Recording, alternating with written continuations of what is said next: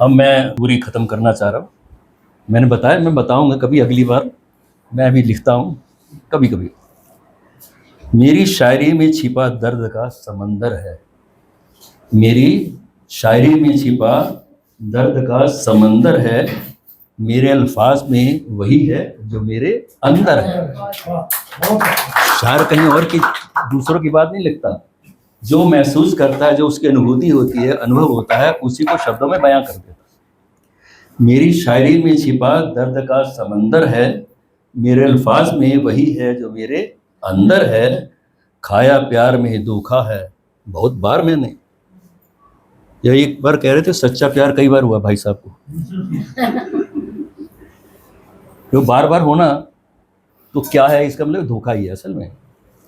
खाया प्यार में धोखा है बहुत बार इतना, वफा और जफा में लगता नहीं कुछ अंतर है। वफा में और जफा में लगता नहीं कुछ अंतर है। अब मैं भाई शरणजीत सिंह को निवेदन करूंगा कि वो हमें अपनी कविता से सुना। और ये अपने दहलवी जो हैं अपने, ये मेरे पुराने मित्र हैं। हम पहले लॉरेंस रोड में इकट्ठे रहते थे, फिर हम रोहिणी में इकट्ठे आ गए, यहाँ रहते रहे। बरसों का हमारा इनका संबंध है और बहुत ही ये जागरूक हैं। सरकारी काम किसी का कोई हो, ये 1 मिनट में समझ के करवा देंगे। बहुत नॉलेज है इनको, मैं इनका बड़ा सम्मान करता हूँ। और ये तनेजा जी हैं, नांगलोई में इनका ऑफिस है, टायर का है। हाँ, तो मैं इनके यहाँ भी जाता रहा हूँ कई वर्षों से। और ये अपने भाई अशोक बिहार से आए हुए हैं, टीचर हैं। अंकुर जी हैं, इनका तो साहब जोश। राजन क्या कमाल है, हैं? रंजन जी, इन्होंने मतलब अभी जवान हैं। बिहार के आप? अच्छा, तो बिहार का मतलब तो उन्होंने बताया, घुमा दिया मैंने। हाँ, तो अटल बिहारी भी कितने बड़े वो नेता बने, बिहारी थे। बांके बिहारी भगवान कृष्ण को भी कहते हैं, ठीक है कि नहीं? और आपने सिंदूर की किसने बताई थी बात? हाँ, अंकुर जी ने कहा था कि हनुमान जी ने सिंदूर लगाया। कहाँ से लगाया हनुमान जी ने, ये नहीं इनको पता। ये जब माता सीता जी थी तो वहाँ पे गए हनुमान जी उनको, तो उन्होंने देखा माता को सिंदूर लगाते हुए। तो माता ये क्या कर रही हो? तो उन्होंने कहा इसके लगाने से मैं राममय बन जाऊंगी। तो उन्होंने सारा का सिंदूर अपने पर डाल लिया और मैं कहता मैं पूरा राममय बन गया। बहुत अच्छे, बहुत अच्छे, बहुत ये अच्छे, असली मतलब बहुत वो अच्छे है। भाई, बहुत अच्छे। क्योंकि थोड़ी हिंदू धर्म से मेरी ज़्यादा नॉलेज है। मैं पहले गीता प्रेस गोरखपुर में आर्टिस्ट था, तो हनुमान दास पोद्दार जी के पास काम करता था। तो मुझे हर धर्मों से लगाव हो गया। मैं क्रिश्चियन स्कूल में पढ़ा 10वीं तक, तो वहाँ क्रिश्चियन का भी प्रेयर होती थी, वो हमारे बाप आसमान पे है, प्रेयर होती थी, वो भी सीखा। फिर अभी ट्रेड फेयर लगी थी, वहाँ से हिंदी में कुरान लेके आया, वो पढ़ी। तो मुझे किसी धर्म में कोई बुराई नज़र नहीं आती। समाज में कहीं बुराई नहीं है, बुराई है अपने अंदर। हम अपने को संभाल लें तो सारा संसार संभल जाएगा। हम दूसरे में बुराई ढूंढेंगे तो कभी संसार अच्छा नहीं बनेगा। जो कर रहा है वो खुद नहीं कर रहा, एक यूनिवर्स ताकत है वो उससे करवा रही है। रावण इतना ज्ञानी आदमी था, उसने लंका नहीं बनवाई थी, ये भगवान शंकर ने उसको लंका दी थी। पार्वती शंकर के 2 विवाह हुए, पहली पत्नी का नाम गौरी था और दूसरी पार्वती का इसलिए विवाह करना पड़ा, जहाँ वो तब करते थे वो वहाँ पे वो करती थी आके रोज पूजा पाठ। अब वो तो आँख बंद करते, तीसरा नेत्र खोलते ही नहीं थे। तो वहाँ पे किसी राक्षस को मारना था अब वो शंकर का ही अंश मार सकता था, उसको वरदान मिला था। अब जब तक शंकर विवाह नहीं करेंगे तो अंश कहाँ से आएगा। फिर पार्वती को सब देवताओं ने इकट्ठे होके छिप के झाड़ियों के बीच में, और पार्वती पहले कामदेव होते थे, अब नजर नहीं आते। उस जमाने में कामदेव सामने आके तीर चलाते थे। ये बातें आपको पता नहीं होगी, ये बीए में कामदेव एक नाटक भी लगा हुआ है। तो वो तीर चलाते थे, तो सब देवताओं ने मिलकर कामदेव को तैयार किया कि तू उन पे शंकर पे तीर चला, तो भी तो भस्म हो गया। छोड़ा। अब वो काम के वश में होके और सामने देखा पार्वती, तो वहीं उन्होंने कह लिया भाई अब इससे तो विवाह करेंगे। तो उसके बाद तीसरा नेत्र खोल के देखा कि हुआ कैसे, तो झाड़ियों के पीछे उनको कामदेव नजर आया, और जब नजर आया वहीं वो भस्म हो गया, उनकी तीसरे नेत्र से भस्म हो गया। और देवताओं ने क्षमा मांगी कि भाई ऐसे ऐसे हमें करना पड़ा।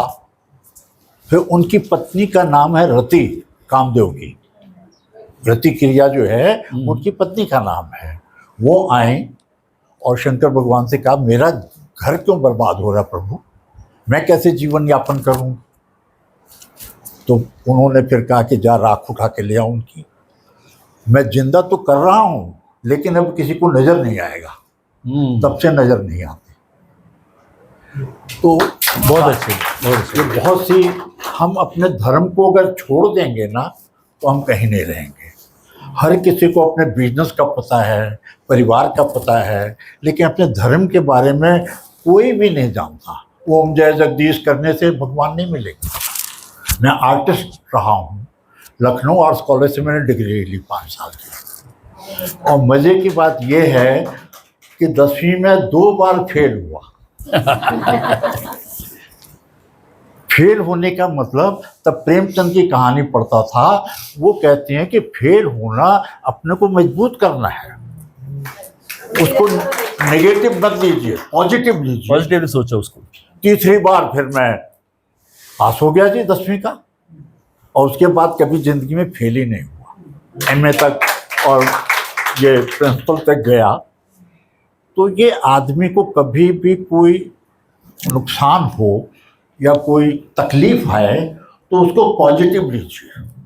तकलीफ, सुख और दुख, रात और दिन, स्वर्ग और नर्क, और साइंस के हैं पॉजिटिव एंड नेगेटिव। इसी पे दुनिया चलती है सारी। गलत तो नहीं कह रहा सर, मैग्नेट के 2 ही पावर हैं। तो ये सब चीज़ों को हमें, सच और झूठ, मैंने अब झूठ बोलना शुरू कर दिया है। उसका कारण क्या है, किसी का घर खराब हो रहा है तो वहाँ झूठ बोलूँगा तो वो कई सच से अच्छा है। बिल्कुल। किसी के हित के लिए अगर आप झूठ बोलते हैं उसमें कोई बुराई नहीं है। कि हमारे माँ बाप सिखाते हैं झूठ मत बोलो, ये करो, हैं। अब उन चीज़ों का खंडन होना शुरू होना चाहिए। और एक किसी का है, नशे मन पे नशे मन इस कदर तामीर करता जा कि बिजली गिरते गिरते खुद ही बेजार हो जाए। आप पे मुसीबतें कितनी भी हैं, बिजलियां कितनी भी गिरें, लेकिन आप अपने को मजबूती से स्ट्रॉन्ग रखना है, और बिजली खुद गिर के और धरती में समा जाएगी, आपको कहीं हानि नहीं होगी। तो अपने को स्ट्रॉन्ग कैसे बनना है? मेंटली। मैं 82 ईयर में चल रहा हूँ और मैं कई सालों से अब दवाई नहीं लेता। 2 स्टंट पड़े हैं, 3 साल से छोड़ रखी है दवाइयाँ। जब भगवान ने मौत मेरी लिखी है जन्म के समय और मौत के, उससे पहले कैसे मरूंगा? चाहे हार्ट अटैक हो, कुछ हो, नहीं मरूंगा। ये अपना दृढ़ कर लिया है और दवाइयाँ छोड़ दी, सब, कोई दवाई नहीं लेता है जी। जजमेंट अपने माइंड में सेटअप कर लिया है कि तुझे उसकी रजा में रजा रहना है बस। फिर दूसरा, जब बेड पे सोता हूँ तो फीलिंग मुझे क्या आती है कि I am not a dead body. सांस ले रही खाली डेड बॉडी होती है, उठ खड़ा होता हूँ, कुछ काम पे लग जाता हूँ, तो उसी एनर्जी जनरेट होती है। तो आप जब तक अपने को संभालेंगे नहीं ना, कोई डॉक्टर इलाज नहीं कर सकता। वो बिजनेस है आजकल। और झूठ जो मैंने कहा है, आज न्यायालय या जो राजनीतिक बंदा है, यहाँ झूठ का कारखाना है पूरा, वकीलों का 100%। किसी का मर्डर करिए, वो कहेगा जी इन्होंने तो किया ही नहीं, झूठ है सब। तो मैं कितनी बातें मैं आप लोगों का धन्यवाद करता हूँ, दहलवी जी का, इन्होंने मुझे मान सम्मान दिया। और मैं जुड़ा हूँ कई कवियों से। महेंद्र अजनबी का नाम सुना होगा लोगों ने, वो मेरे साइंस टीचर थे। हाँ, रामश्याम हसीन जी थे, नाम सुना होगा। ये मेरे 8वीं के स्टूडेंट थे।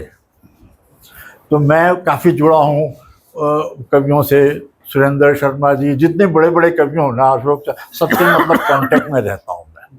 कहीं बुलाते हैं चला भी जाता हूँ हेल्थ के साथ। लेकिन मुसीबतें मेरे पे भी हैं। अब आपको मैं अपनी एक बहुत पुरानी रचना सुनाता हूँ, हैं तो बहुत सारी, ये सुन लीजिए।